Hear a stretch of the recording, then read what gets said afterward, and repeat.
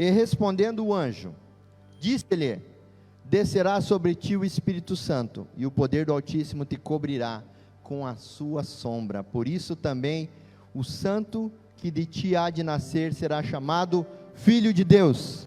Aqui foi quando Maria recebeu do anjo, né? Da parte do anjo, da parte de Deus, que ela ia ficar grávida. Vocês sabem quantos anos Maria tinha? Alguém sabe quantos anos Maria tinha? Entre 12 e 14 anos. A gente imagina uma Maria, né?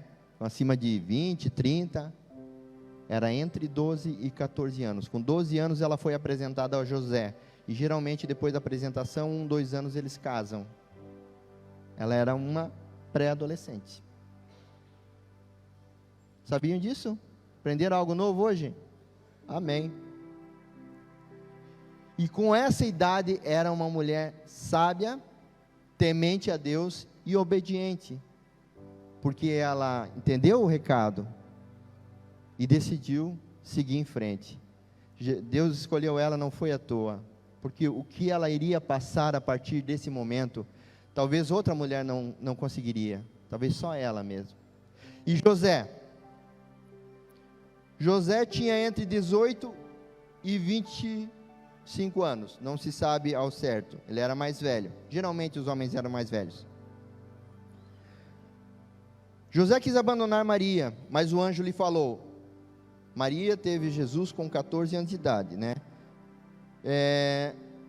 Os judeus, eles atingem a maioridade com 12 anos. Por isso que a partir dos 12 eles já podem casar. Isso é até hoje, tá? José quis abandonar Maria, porque como que ela está grávida? Como assim? Né? A gente não teve relação ainda? E ele pensou no seu coração e decidiu abandonar ela, realmente, e ele ia abandonar ela. Aí, mais um milagre. Esse é o segundo. O primeiro foi o anjo falar com a Maria.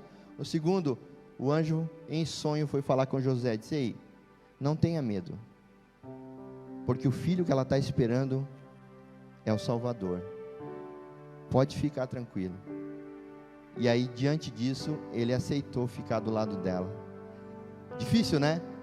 Que eu creio que por mais que ele tenha tido a visita do anjo, você acreditar é um negócio complicado, ainda mais naquela época. Naquela época, se ela tivesse engravidado antes do casamento, antes de ter relação com o marido, a chance dela ser expulsa, apedrejada, era muito grande, porque era algo muito sério. Mas José confiou naquele anjo, na palavra de Deus, e cuidou dela. E isso fez de José um grande homem de Deus. Existem padrastos muito maus, a gente sabe disso, mas existem pais, padrastos que são muito bons, que cuidam das crianças, dos seus filhos, que talvez não são do seu sangue, melhor às vezes que muito pai de sangue. A gente nunca pode generalizar isso. E aí Maria e José foram até Belém. Vocês conhecem a história? Eles moravam em Nazaré. O imperador falou assim: vocês precisam ir até a cidade natal, porque eu vou fazer um recenseamento, vou contar quantas pessoas tem, porque Roma tinha dominado sobre toda Israel, então eles queriam saber quantos tinham no povo. E José era de Belém, não Maria. José era de Belém. Então o homem, ele tinha mais peso. Então eles foram até Belém para ser contados. Não foi uma viagem simples. Ela grávida de quase 9 meses, porque logo que ela chegou em Belém, ela teve Jesus. Sabem quantos quilômetros eles andaram? 145 quilômetros. 145 quilômetros, de Nazaré até Belém, em estradas terríveis, trilhas, né, porque não tinha estradas, eram trilhas.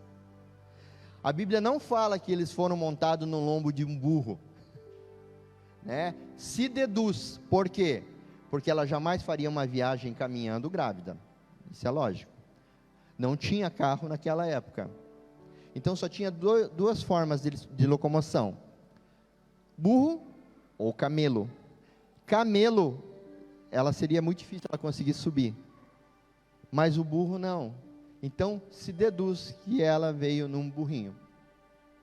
145 quilômetros, grávida de 9 meses quase. Você faria isso, mãe?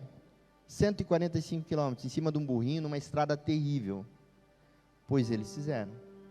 Chegaram a Belém.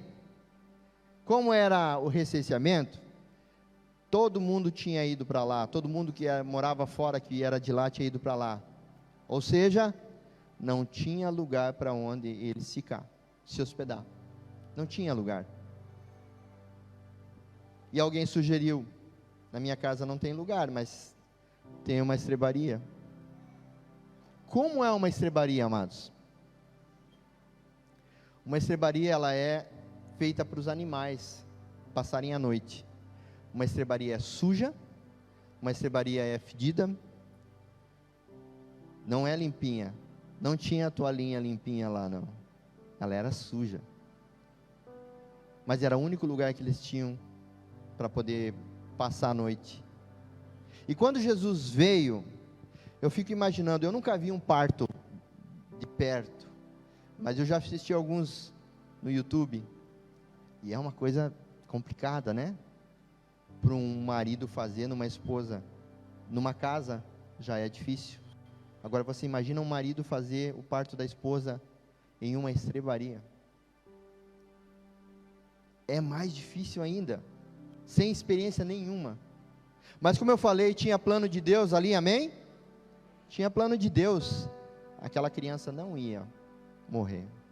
Tanto é que não morreu. E ela deu à luz a Jesus em uma estrebaria.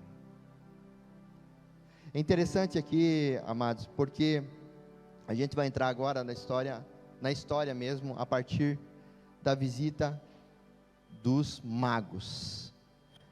Mas quando Jesus nasceu, Deus mandou um anjo, terceiro milagre, Deus mandou um anjo falar com os pastores da região, que estavam apacentando os rebanhos à noite, e falou para eles: ei, nasceu o Salvador, vão até lá e adorem-o. E foram um monte de pastores, e quando viram Jesus, adoraram a Jesus. Agora eu quero que vocês peguem a Bíblia de vocês, que a gente vai ler um texto um pouco longo, mas muito importante, que está lá no livro de Mateus, no capítulo 2.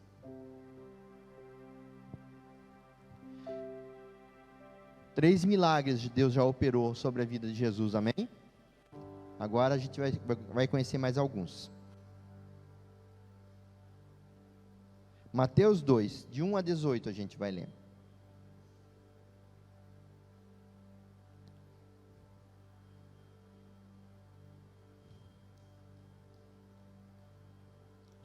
Amém. E tendo nascido Jesus em Belém da Judéia, no tempo do rei Herodes, eis que uns magos vieram do Oriente a Jerusalém. Então, não tem a palavra reis ali, né? O rei Herodes, mas os magos. Eles vieram de longe, eles vieram do Oriente. E eles vieram de que forma? Seguindo uma estrela. Olha que interessante. Eles vieram seguindo uma estrela, e eles já tinham conhecimento de que Jesus nasceria. Mas para você seguir uma estrela, você tem que ser de noite, amém? Porque de dia ela não está. Você não vai seguir uma estrela de dia, você vai seguir à noite. Ou seja, os magos viajaram à noite, e de dia provavelmente eles dormiam. E eles chegaram até o rei Herodes. Continuando, dizendo: onde está aquele que é nascido do rei dos judeus? Porque vimos a sua estrela no Oriente e viemos a adorá-lo. Uau! Você imagina você chegar para um rei e perguntar para ele: ei, onde é que está o rei dos judeus que vai governar? Cara, como eu sou rei?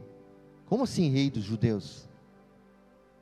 Ele já na hora sentiu uma ameaça, porque rei dos judeus vai governar? Eu sou rei, eu não posso deixar ninguém governar no meu lugar. Eles foram exatamente ao rei perguntar. E aí, o rei Herodes, ouvindo, pode passar, Cleia. E o rei Herodes, ouvindo isso, perturbou-se, e toda Jerusalém com ele. Ele ficou preocupado, porque alguém viria nascer para roubar o seu trono. O seu nascimento, o nascimento de Jesus, foi um grandioso evento no céu, amado. Pode não ter sido na terra, mas no céu foi. Por quê? Porque tinha uma estrela conduzindo os magos. Talvez na terra eles não viram nada, mas os magos viram a estrela. Então foi algo muito grandioso no céu que aconteceu. A palavra de Deus diz que os anjos estavam em festa o dia que Jesus nasceu. E Herodes ficou preocupado. E Jerusalém também. Opa, peraí, como assim? Como assim? Como assim? Vai nascer o rei? Pode passar, Cleia. Congregados todos os principais sacerdotes e os escribas do povo, perguntou-lhes onde havia de nascer Cristo. Olha que interessante. Quem que se reuniu? Quem foi os congregados? Sacerdotes e escribas. Eles eram do povo de Deus, fariseus, pessoas com conhecimento histórico, conhecimento da palavra. E aí, eles já perguntaram, eles não falaram assim, onde vai nascer o rei dos judeus? Eles já falaram, aonde nascerá o Cristo? Eles já sabiam até o nome. Por quê? Porque existia uma profecia, que um dia o rei dos judeus, Salvador, nasceria, e seria o Cristo. Pode passar, Cleia. E eles disseram, em Belém da Judéia, porque assim está escrito pelo profeta.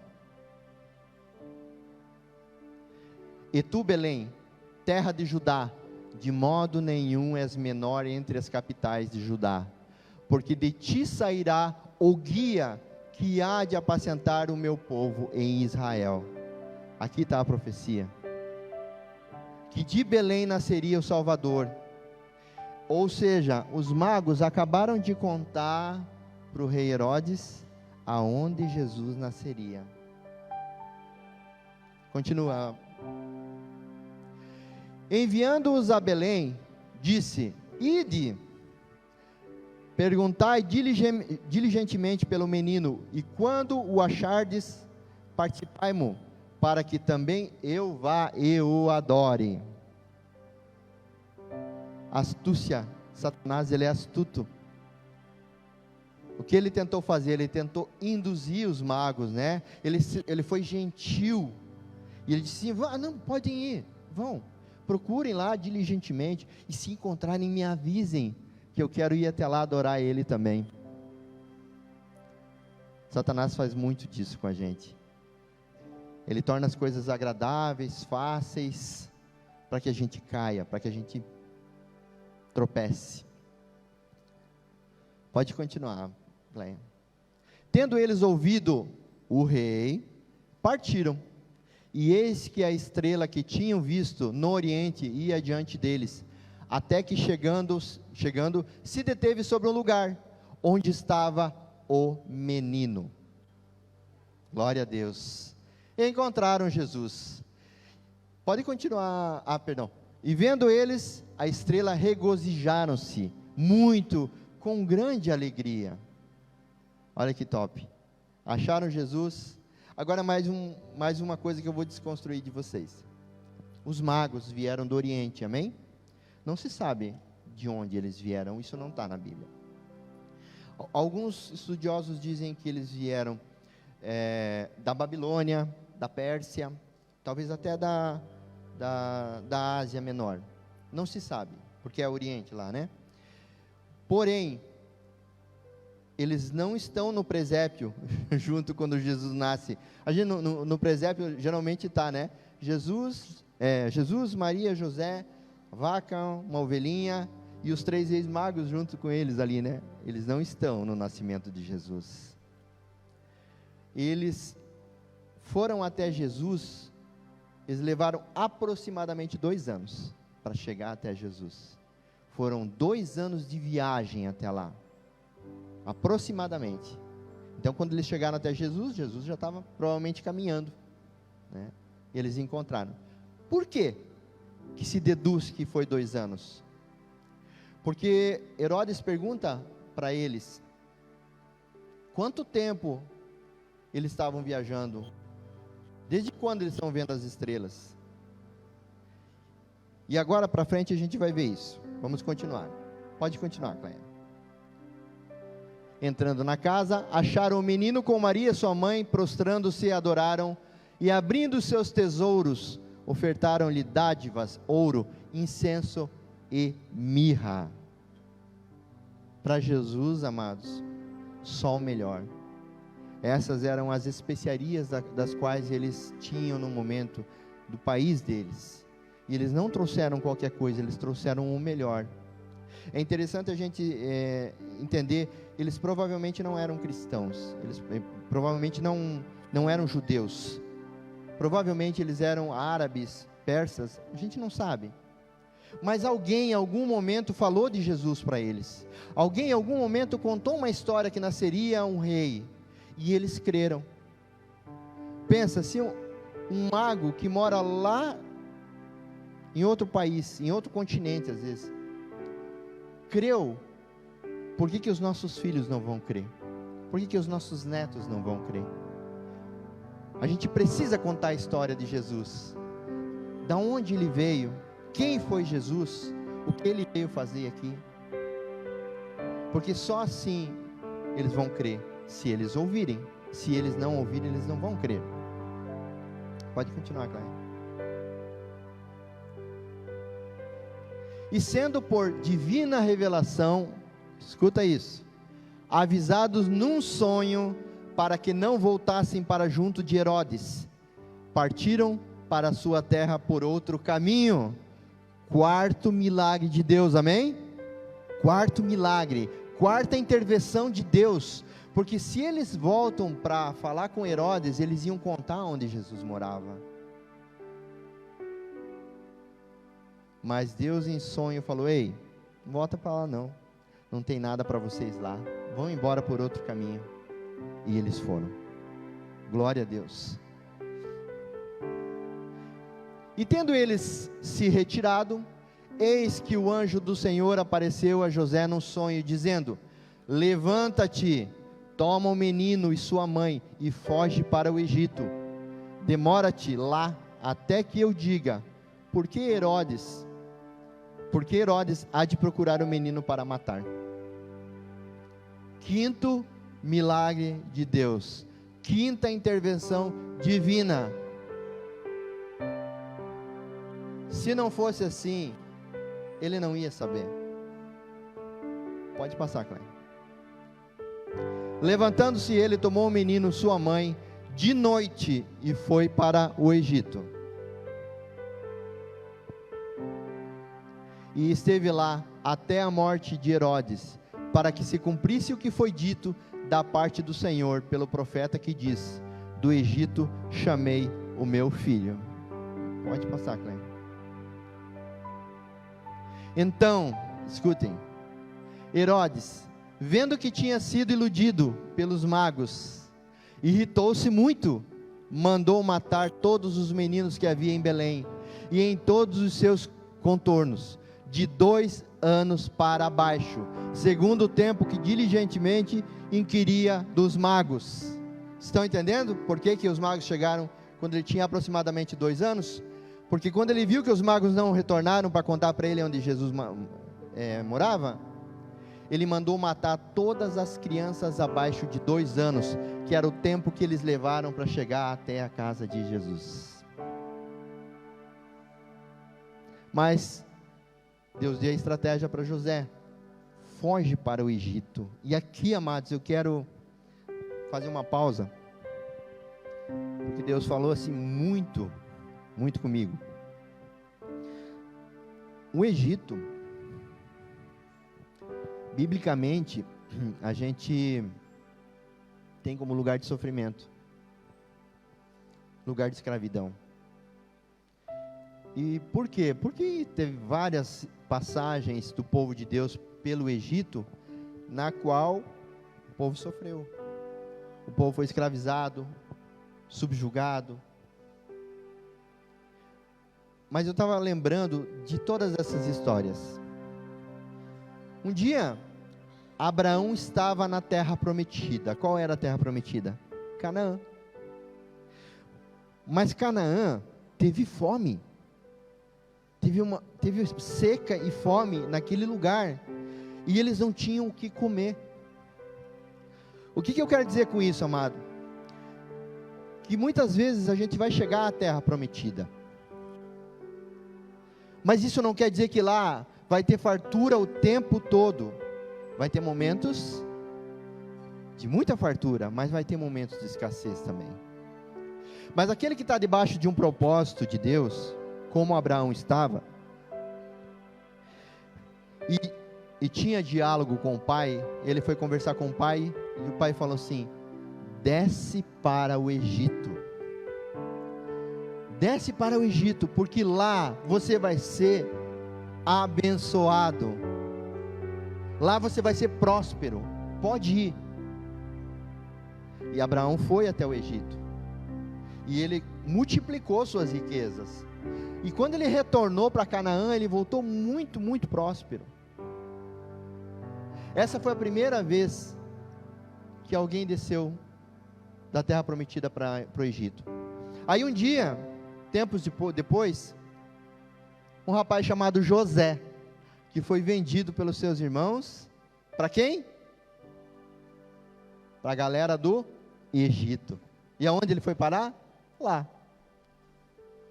E lá ele era escravo, lá ele foi parar numa cadeia, ficou anos preso, mas um dia ele saiu, e se tornou quem? Governador do Egito.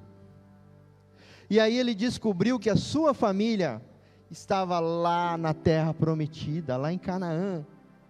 Mas sabe o que está acontecendo com eles? Eles estavam passando fome. Fome. E aonde eles foram buscar o alimento? No Egito. Deus é tão maravilhoso.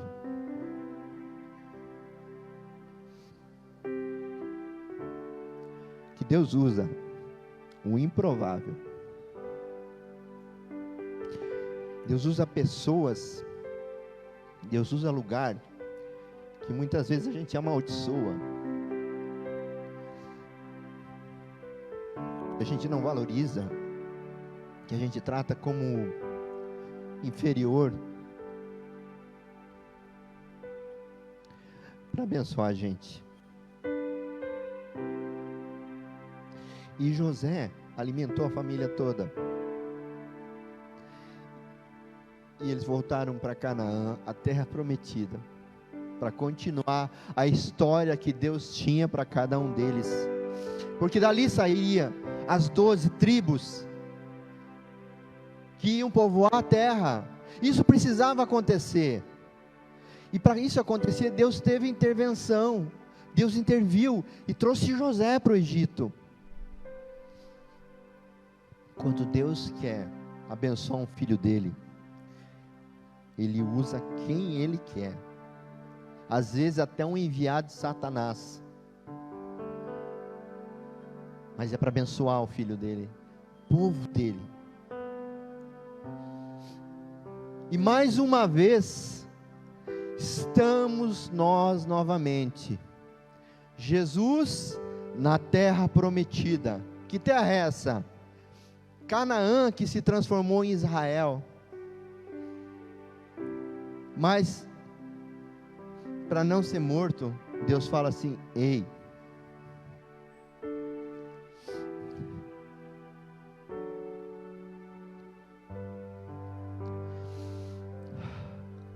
tira meu filho daí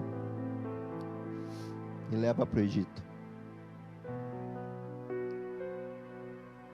Outro país, outra língua, outra cultura, onde historicamente o povo de Deus foi escravizado. Mas José era um homem obediente, falou: vamos para lá. E no mesmo momento, à noite, pegou o filho, pegou a esposa e foi para o Egito. Sabe quanto tempo eles viajaram? Quase 2 anos para chegar até o Egito. José, Maria, Jesus no lombinho de um burro. E lá estava o Egito alimentando o povo de Deus. A minha visão de Egito mudou. A visão que eu tinha era que um Egito, quem ia para o Egito era só para sofrer. Era só para ser perseguido. Porque o faraó perseguiu Moisés e o povo de Deus.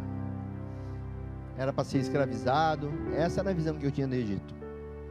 Hoje a visão que eu tenho do Egito é que Deus fez aquele povo, aquela terra, para poder abençoar o povo de Deus. Amados, ajuda às vezes pode vir do lugar que você menos espera.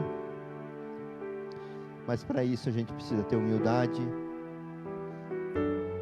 intimidade com Deus, para saber que Ele vai te enviar para lá, Ele vai te enviar para cá, mas eu não quero ir lá. Eu não quero ir lá. Mas você precisa ir lá. Você precisa. Glória a Deus.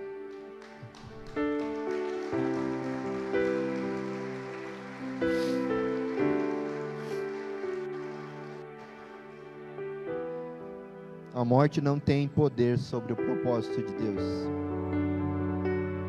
Nem a morte tem o poder sobre o propósito de Deus. Nem a morte. Tudo tem um propósito e um tempo para acontecer. Se agarre nisso, amado. Se agarre nisso. Porque com Jesus não foi diferente. Herodes morreu. E aí, 6º milagre. Deus manda um anjo falar com José: ei, pode voltar. Pode voltar, porque aqueles quem te perseguiam não vivem mais. E aí Jesus retorna do Egito para Israel. E a gente pensa assim: bom, acabou aí, né? Acabou nada, continua lá, Cléia.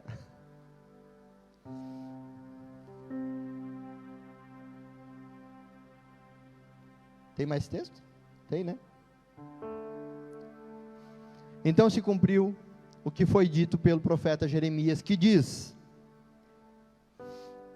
em Ramá se ouviu uma voz, lamentação, choro e grande pranto, Raquel chorando pelos seus filhos, e não quer ser consolada, porque eles já não existem mais. Amém. Até aqui tá bom, né? Todas as crianças até 2 anos foram mortas. E Jesus sobreviveu, mais uma vez. Pensa que acabou? Não acabou. Jesus voltou para Belém. Perdão. Voltou para Belém. E ali ele permaneceu durante 2 anos, até a vinda dos magos, né? Onde eles deram os presentes. Mas eu queria focar para vocês uma coisa. Foram 6 milagres. Teve mais um. Com 8 dias de vida, José pegou Maria e Jesus e foi apresentar ele no templo. Legal, né? 8 dias de vida. Por que a gente apresenta as crianças no templo? Porque Jesus foi apresentado com 8 dias de vida. Foi circuncidado, né? Como ele era um judeu. O único detalhe é que ficava 10 quilômetros longe de Belém. Ou seja, 10 para ir, 10 para voltar. Com 8 dias de vida. Mas isso eles fizeram no lombo de um burrinho. Então Deus, ele se moveu de tal forma para que Jesus conseguisse sobreviver. A Bíblia não relata a adolescência de Jesus, né? Quando volta a falar de Jesus, volta a falar quando ele começou seu ministério. Mas eu creio que ele deve ter sofrido muita perseguição, porque Satanás sabia quem ele era. E Satanás, ele sempre sabe quem você é. Ele sabe quem você é. Ele sabe, filho, de quem você é. E ele nunca vai desistir de você. Satanás não desiste de nós. Você pode desistir de você. Satanás não desiste. Mas Deus Todo-Poderoso também não desiste. E se você entregou a vida para Ele, amado, fique tranquilo. Vai ter muito milagre que Ele vai fazer. Talvez você nem fique sabendo. Mas vai ter muita coisa que Ele vai te proteger para que o inimigo não toque na tua vida, não toque na tua casa, nos teus filhos. Deus vai dar ordem aos anjos, é a palavra dele: eu dou ordem aos meus anjos a teu respeito, para que te guarde de todo mal, para que nenhuma seta, nenhum dardo inflamado, nenhuma enfermidade se achegue à tua tenda. Satanás pode tentar, mas ele não vai conseguir, porque assim como ele foi derrotado com Jesus, assim como ele não conseguiu tirar a vida de Jesus, ele não vai conseguir tirar a tua vida. Sabe por quê? Porque a morte não tem poder sobre o propósito. Amém, amados? Só vou recapitular rapidinho aqui. Maria fica grávida do Espírito Santo. O marido quis deixá-lo, mas os anjos vieram em sonho e falaram para não deixar. Andaram 145 quilômetros no lombo de um burro. Não encontrar lugar onde dormir. Ficar numa estrebaria. Com 8 dias nascido, andaram 10 quilômetros para apresentar e circuncidar Jesus no templo. Com aproximadamente 2 anos, os magos chegam para presenteá-lo. Astutamente, Herodes tenta matá-lo. Viajam de Belém até o Egito, uma viagem que leva aproximadamente 4 anos para não ter o filho morto. Isso tudo, amados, isso tudo com a guarda de Deus, com o cuidado de Deus. Então, quando você pensar em Natal, você vai mudar o teu pensamento agora, porque não é só o nascimento de Jesus. A gente comemora muitos milagres de Deus através da vida de Jesus. E interessante assim, ele poupou a vida de Jesus de todo jeito, porque não tinha chegado o propósito. Mas depois, quando Jesus tinha 33 anos, que começou seu ministério, e mostrou para o que ele veio, Deus não fez nada. Deus virou a sua face, enquanto Jesus era surrado, machucado, moído por causa do meu e do teu pecado. Pensa no coração de Deus naquele momento. Ele não podendo fazer nada, porque Jesus nasceu com esse propósito. O propósito de levar todos os nossos pecados. Mas quando Jesus está dentro do propósito, assim como você está, amém? Nem a morte conseguiu segurá-lo. Ele morreu e ressuscitou ao 3º dia, e está sentado à direita do Pai, e está aqui no meu e no teu coração. Então, quando você for dar presente no dia 24 de dezembro, você dá presente para toda a tua família, abençoa toda a tua família, que isso é muito bom, isso gera laços afetivos. Mas já na véspera de Natal, você já pensa assim: o que eu vou dar para o meu rei amanhã? Porque amanhã é o aniversário dele, amanhã é o dia que ele nasce. O que eu vou dar para o meu Deus? O que darei eu a Jesus, se ele tem tudo? Te dou meu coração. Então hoje, você vai dar a única coisa que tem valor para ele, em reconhecimento a tudo que ele fez por você. E a partir de agora, você vai lembrar desse nascimento de Jesus com outros olhos. Não só a questão de Jesus ter sobrevivido, mas o que os seus pais fizeram para que ele fosse poupado. O que você faz pelo teu filho? Você tem escutado a voz de Deus? Você tem escutado a voz de Deus que tem te ensinado como educar os teus filhos? Porque Maria e José escutavam a voz de Deus e obedeciam claramente. E a gente precisa escutar a voz de Deus e obedecer. E obedecer. Amém, amados? Fiquem de pé, eu quero orar por vocês.